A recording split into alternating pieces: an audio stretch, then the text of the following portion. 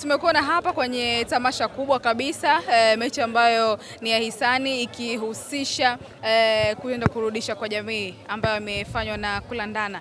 Umefika hapa ikiwa ni msimu wa pili. Neno lako kwa namna ambavyo umeshuhudia siku ya leo ilivyokuwa, lakini pia ni kwa namna gani imekuwa rahisi kumpa sapoti Kulandana na kufika huku Chalinze licha ya kuwa na umbali kwa kweli?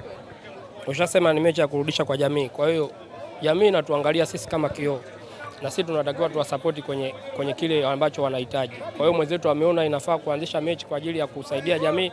Sisi kama wachezaji wenzie tumejitolea kuja kumsaidia kwa uwezo wetu pale ambapo tunapoweza kufanya.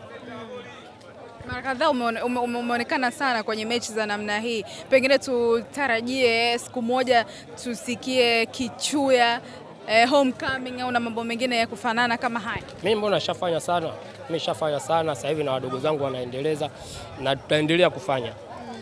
Japokuwa tu tunafanya kwa vipindi tofauti kwa sababu mimi nafanyaga, lakini sio kwa yani hivyo. Mimi nafanyaga hamna sijui kama hivi kiingilio wala nini. Mimi tunakuaga tu wachezaji wenzangu wa Morogoro tuna play, baada hapo wadogo zetu wale ndio wanafanya ile kurudisha kwa jamii moja kwa moja. Ila mimi kurudisha kwangu kwa jamii huwa tunakuaga tu wachezaji wa Morogoro wanaocheza ligi daraja la kwanza, la pili, ligi kuu, tunakutana kwenye uwanja ambao uko wazi tunamaliza. Wito wako kwa wanajamii?